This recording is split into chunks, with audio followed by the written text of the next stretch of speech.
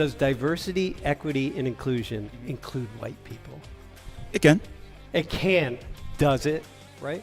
And more likely to be poor. There are more poor white people in here than poor black people.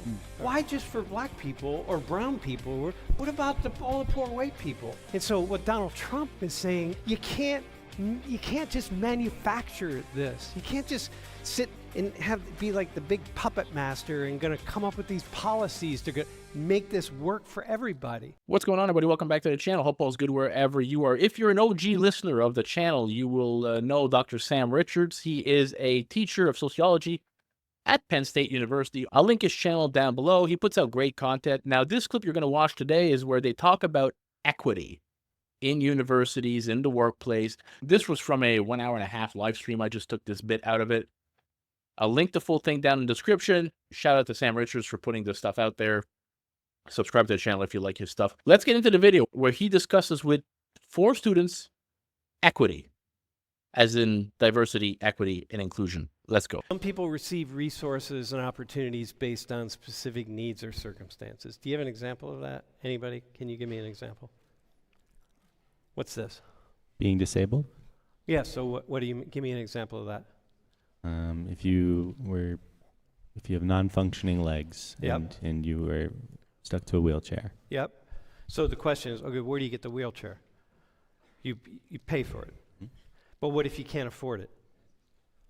Then it's paid for by the government. Paid for by the government. Do you have a problem with that? No. Why do you not have a problem with that? Like, you don't, that's a lot of money. You know what, those electric wheelchairs they can cost up to like 10 grand. So we're all paying for that. You know, we have disabled students who, you know, in communities all across the country, and we have special busing services to get disabled students where they need to go. That costs a lot of money. But we do that because they're disabled.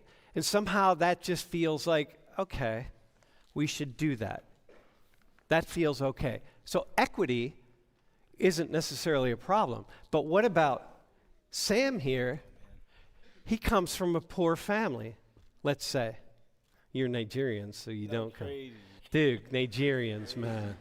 Nigerians are like, you know, 2/3 of adult Nigerians have college degrees. So don't, you know, 2 out of 3 chances you meet a Nigerian. Don't be, you know, assume they're rich.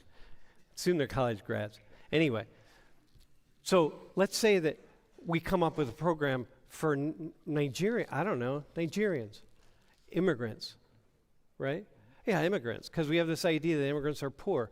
But a lot of immigrants aren't poor. A lot of Nigerian immigrants aren't poor. A lot of Indian immigrants aren't poor. Persians immigrants aren't poor, right? So like, wait, what's that about? So the problem is, when we get these systems in place for equity, we want to try to balance it out so everybody gets a fair shake. You see this? But like, when is it fair and when is it not fair? So you would say, okay, so now as a black man, what about that? What's unfair for you about being black? That we should have some kind of program at Penn State to give you some kind of little special boost somehow as a black guy. You're just talking about equity, right? Yeah, equity. I mean, for me, like, equity is just, like you said, giving people what they need in terms to have, like, equal chance at life. Oh, but we don't have time to figure out what you need. Okay. And we don't have time to figure out what all the other black people in class need. Okay. Okay, we don't know. Well, let me line up all the black people in here. So we're going to come up. By the way, dude, this is why you signed up for Social 19, right? Don't do it. To have this conversation with a black guy, right? Okay, so listen, Sam, you and I, we're going to go around. We're going to pick all the black people up in here. We're going to grab them. We're going to line them up in the front. Yep. Okay, from the poorest to the wealthiest. First off, how many poor black people you think there are in here? None. There aren't very many. Nah. Yeah. Yeah. There aren't very. First off, there used to be. Poor, rich in spirit, my friend. All right. that guy's the richest person in the class in spirit, which you'll find out Yeah, in a facts. little.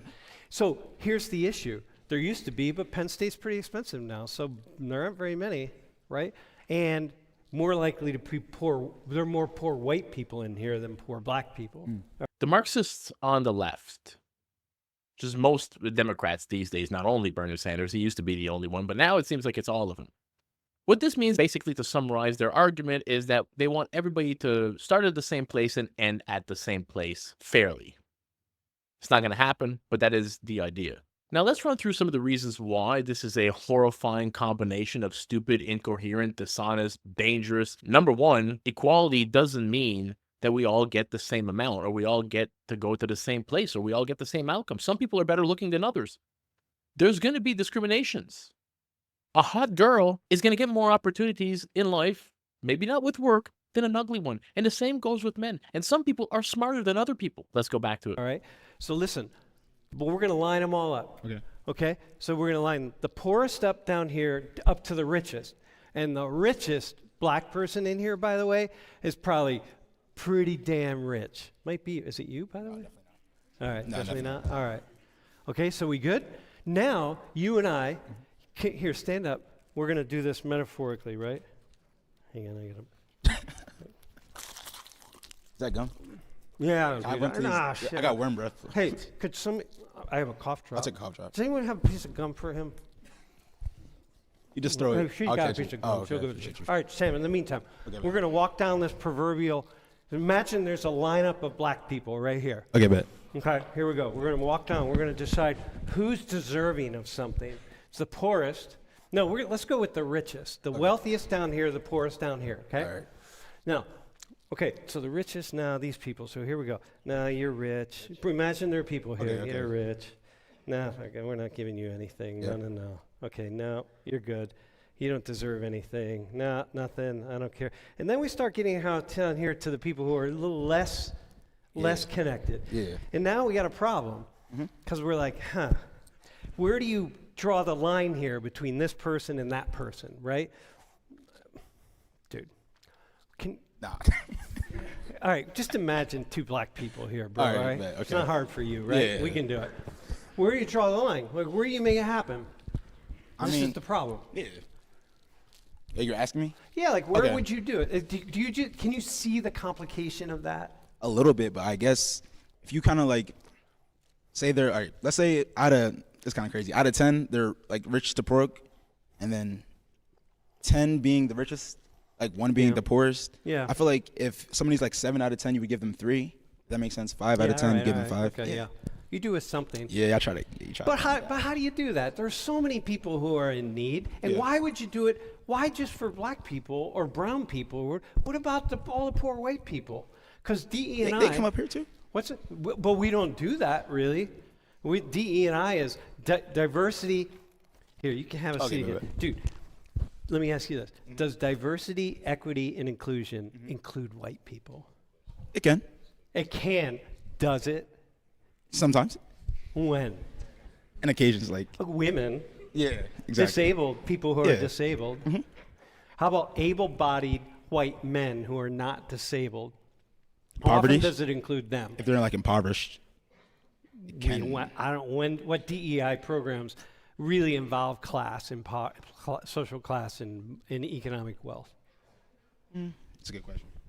I mean, they should. Yeah. They all involve it at some level, but how often? And this is part of the problem. What do you think about that? What do you think about what we're doing right here? What are you thinking? Is your head spinning a little bit? Yeah. What are you thinking? What exactly is the question? How can you decide? How do we decide? Right? Let's take, you're Indian American. Think about all the Indian Americans here. That's a lot. It's a lot. How do you decide which ones have specific needs and which ones don't? Imagine how big that is. Millions of people. And then you're going to design programs to figure out how you're going to help some people and not other people, and like, oh, damn. Can you imagine signing up for you want to be a nuclear engineer? Yeah. Yeah, that's an easy job compared to what this would be. You got to sort through all these Indian Americans living in the United States. You got to figure out which ones are worthy of assistance and which ones are not. And that's what DE&I is. This is the problem. When you have these programs for a lot of people, Mitra. I'm just wondering if it would be better to help no one than rather than help the few people who do need it. Oh, damn. If it's so hard to decide. Oh, damn. Okay, can you go to the next slide? All right, so here's equality. Everyone receives the same resources and opportunities. Doesn't matter. If you're the black guy, black family down here who's really rich, or the black family down there who's really poor, or the Indian family at both ends, or Persian family, or white family, whatever. This guy's from York. There's a lot of poverty around York, right? I mean, really? I mean, it's a tough city. So you just give everyone the same damn thing. You work it out. Just work it out. The left's idea of equality is not what equality actually is, legally or for any other sense. Equality under the law, which is the only kind of equality that the government should be concerned with, means that we're all subject to the same laws, and that the law does not explicitly give advantages or disadvantages to anybody, especially based on race or gender. What this means, for example, is stuff like affirmative action. Those laws infringe on the equality under the law. They are a direct assault on equality under the law by design. That's what equality under the law is supposed to mean. And that's what we should have in this country, though we don't. Equality, thinking that equity is that we're all the same and equal, doesn't account for any differences personally or in your character, your intelligence, your priorities, your virtues. None of it. It just assumes we're all at heart equally the same. We're all trying to get to the same place. And in the left's vision of the world, everybody wants to climb the same mountain, the same elevation. And we want to end up at the same destinations, which couldn't be further from the truth. Everybody has their own mountaintop that they want to climb. Not everyone is trying to get to the same top. People are different. We have different ideas of what the top is for us. Some women, their top might be to be a housewife with a bunch of kids and provide and take care of the family. Others might be to be a successful lawyer. The word equity for the left often they talk about the wage gap when it comes to women, which is mostly a myth. 99.99%, of course, of it is a myth. But the wage gap is there because men and women obviously choose different career paths. If you look at the STEM fields, you're going to get mostly Asian men that are paid a lot. Science, technology, engineering, mathematics. Women choose jobs that are likely paying less. Some of them stay home. Some of them take years off for work in order to have children. We don't all have the same priority, the same vision, the same desire, and the same mountaintop. Let's go back to it. What's the problem with that?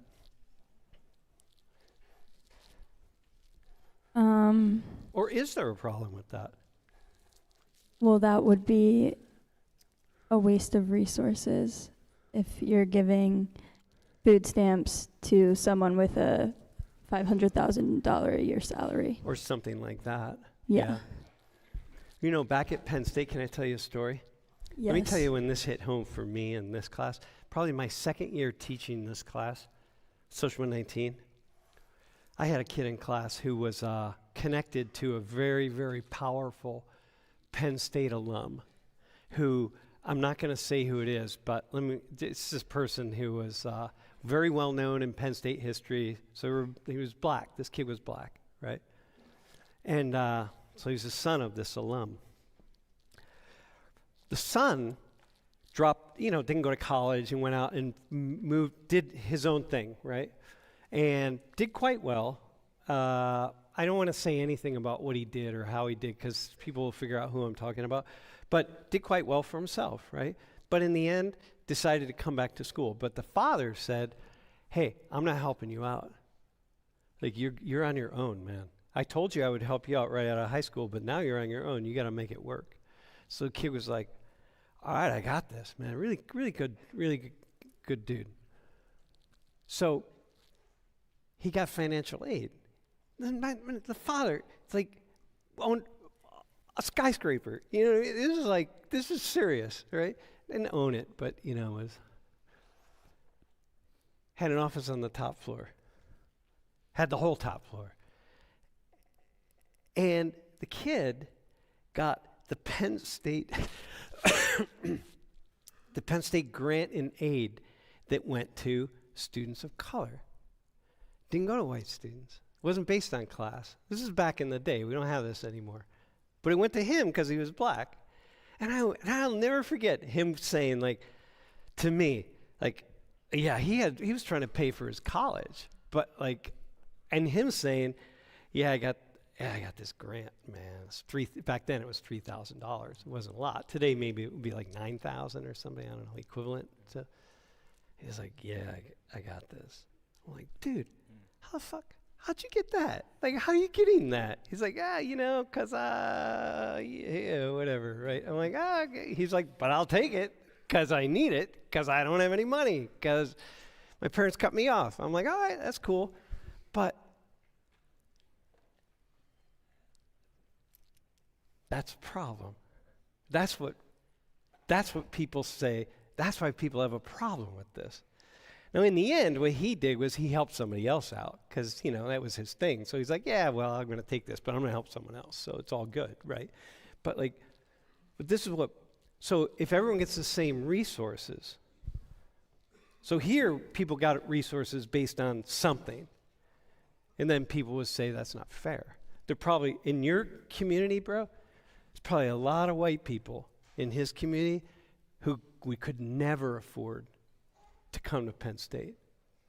Could never afford to come to Penn State. And they're white. Now, we don't give scholarships out like that anymore. Everybody thinks we do.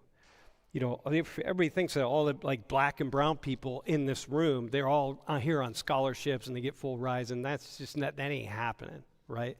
So I'm saying that to the cameras. Just know that this has already been like really reshaped and reformulated and so on, right? But there are a lot of white people in your community who could never afford to be here. And like, then how fair is that to them? Again, not terribly fair. It doesn't seem fair. Right? What do you think? Is that fair? What if you get a scholarship, because you're saying, because besides the fact that you have a cool name, but kids in his neighborhood don't get that. What do you think about that?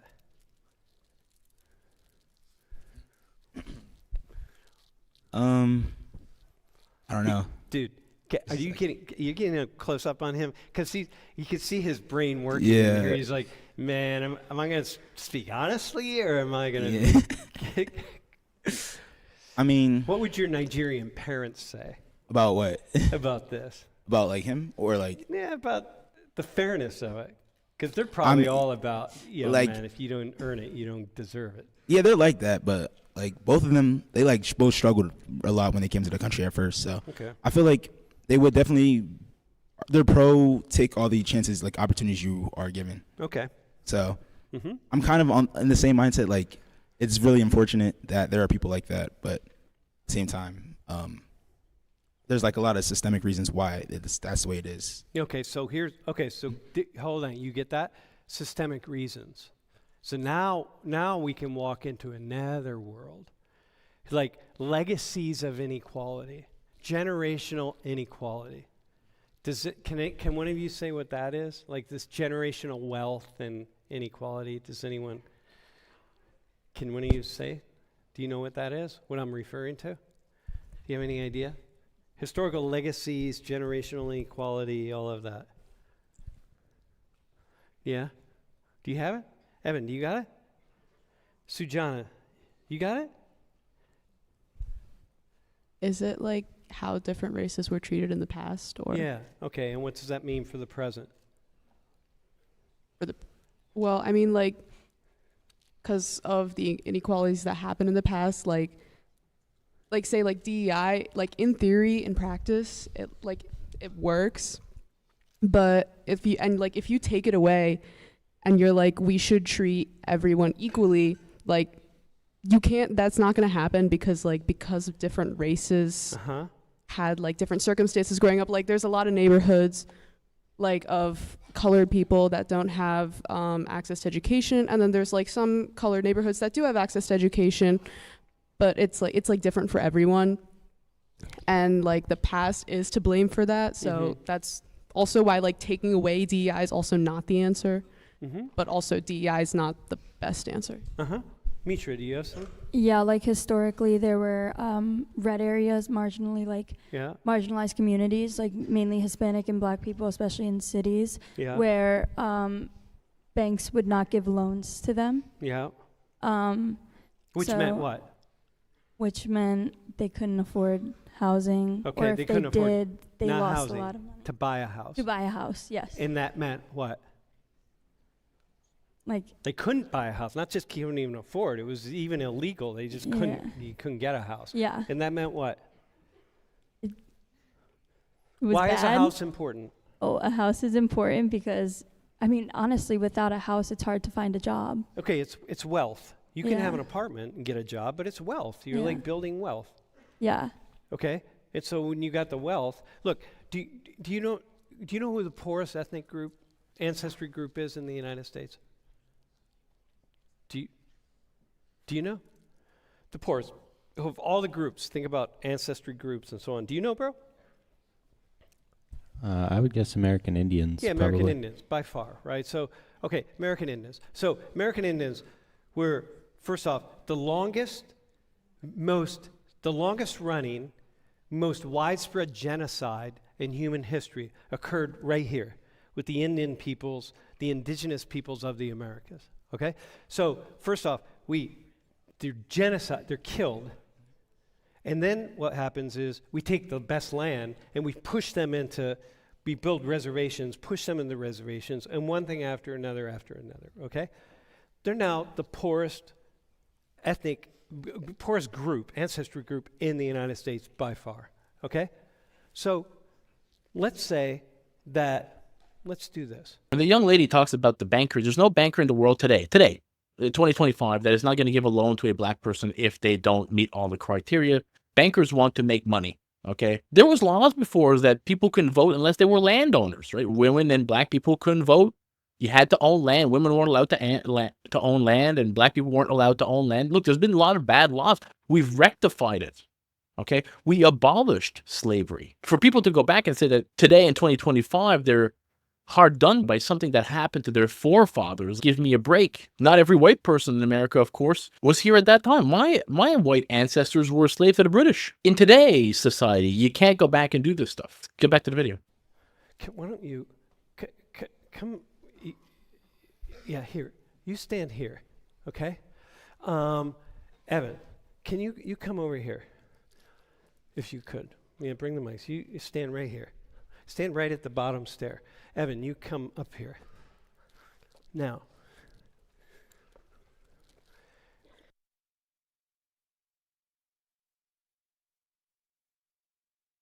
so listen. So you're down here. Imagine this is the ladder of upward mobility, okay? And you're Native American. You're no longer, you're Sujana, but you're from the Chippewa tribe, okay? Got it? So this is the ladder of upward mobility. So you're gonna catch up to him because he's white. Forget about the fact he's just white. So he's of the ancestry group that has more money. There are poor white people, there are rich white people, okay? But we're gonna lump them all together and they're gonna average, and he's just gonna represent white people, and he's here, okay? So Sujana, you're gonna pull yourself up by your damn bootstraps, and you're gonna work really hard, and you're gonna catch up to him. So go ahead and start walking. Okay, hang on, stop. Wait, so you just see what happened? What happened to him? He kept moving forward. He kept moving forward too. He's not gonna stop. He's not gonna stop and wait for you. So it's like, Sujana, you're going to have to work harder, my friend. If you, look, I don't care about the past. I don't care what happened to your people. We can't deal with that. We can't have a DE&I program to fix this problem. You're going to have to catch up with him. So like, don't expect us to do that. That's on you. So you ready? Do it again. Catch up to him. Wait, hang on. You're not catching up. You got to work harder. You see the problem here? Like up here, people with means, they don't stop. So they don't stop. You're going to have to really work at it. So the problem with not dealing with generational wealth in history means that this gap right here, it's really difficult to change. And the reason Sujana is here and not there is because her people were deliberately forced to be here. So it's genocide and it's discrimination, it's exploitation, it's racism. The most horrific things you can imagine happen right here to her people.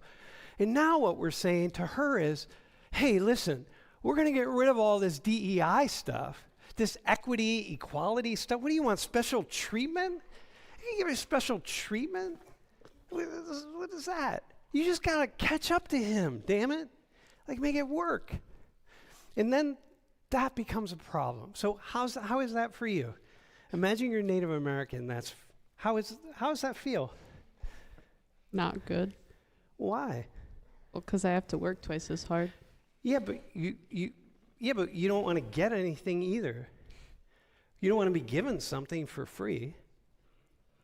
Yeah. So, okay. So now you're stuck. Here, come back down. So what are you going to do?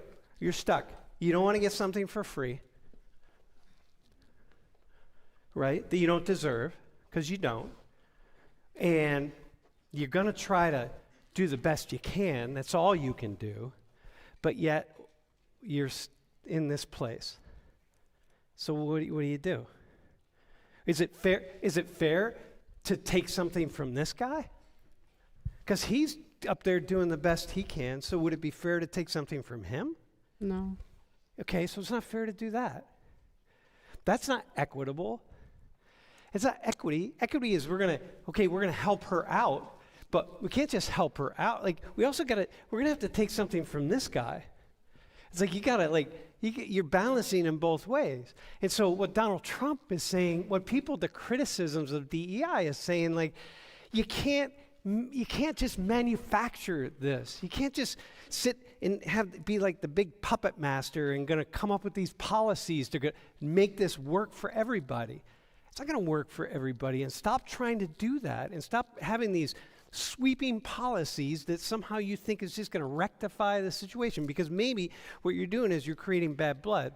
Because bro, if you're up there and I come along and I'm like, hey, dude, sorry, but we're just got to take something from you. How's that gonna be for you? How you gonna feel about that? I wouldn't feel great. My family's from Ireland. We didn't participate in anything. We came here. Oh, damn. Okay. Now you just complicated it even more. You can't say that the system is racist, that America is systemically racist, because when you say that, you are talking about the laws. You cannot say that when for 8 years we had a black president. Like, the highest office in the world, the president of America, was a black man. You cannot say that America is systemically racist. There are no laws or institutions that are there and are dedicated purely to the advancements of white people. None. Now, you look at stuff like affirmative action, those you can say were discriminatory towards white people. The reverse of it. But you cannot say that today, 2025, that the system is racist, where we almost had a black lady president. This is ludicrous stuff. Let's get back to it. If only all the universities had teachers that teach like this. And again, I don't mean you have to agree with everything Sam's saying. You could completely disagree, but he's asking the questions. He's causing people to think critically about this full-blown Marxism. And if you don't think this is full-blown Marxism, when you talk about equality of outcomes, equity, understand how disturbed you have to be. Just imagine what it would require for the government to ensure that 30 some odd million people in America end up and start at the same place. Absolutely ludicrous. Now, the left likes to talk about white privilege, white people, when they talk about this stuff. In Thomas Sowell's book, Black Rednecks, White Liberals, he talks about this. And they did the research that if you take a black kid and a white kid from the same social economic class, and the black kid had 2 parents at home, and the white kid was from a single mother household, the black kid is statistically more likely to do better in school, achieve higher grades, earn more money, not end up in jail, not drop out of high school. If it's a girl, not end up pregnant as a teenager. Fatherless homes are a big problem. And nobody really talks about this on the left. Obama used to talk about it, to be fair, but this is something that the leftoids don't like to talk about. They like to base everything on race and gender. What we have to remember is that most of the people in America, in the world, end up in the same social economic class that they start off in. This is most of us. Now, could you make a case that if, for example, somebody's applying to Harvard from a white kid in a trailer park in Kentucky, and he is very close to getting into Harvard, but maybe he doesn't. Could you make a case that guy maybe has something to offer? Whether he be white or black or whatever, doesn't matter. Because of where he's from, almost getting into Harvard versus somebody who had all the opportunities financially, social economically, could you make a case that person, maybe there's something there that we should look into? Sure. But never based on race and never based on gender. Gender and race should never ever be 2 criteria as why somebody either gets a job, moves up in a job, or gets an application to university through. None of it. Because this thing is so complex. Just like Sam Richards is explaining here, you see how complex this can get when you start asking questions. And the question is, who decides who gets what? And the answer to that is the government. The answer to that is people like Kamala Harris say. The people who would benefit from it are the people that want to be in charge of it. We can't let that happen. The same way we can't let them regulate speech, because who's going to regulate speech? As Jordan Peterson famously said, the exact people who would benefit from regulating your speech, the government. Great stuff by Sam Richards. I love these things. If you're an OG listener from the show, if you're an old subscriber, we used to do these all the time. Maybe I'll incorporate them more and more here. He's been pumping out a lot of good content. I watch most of his stuff that he puts out. I'm entertained by it. Hope you guys were as well. If you did the video, smash the thumbs up button. Consider subscribing to the channel. Help it grow. Catch you in the next one. Peace out, everybody.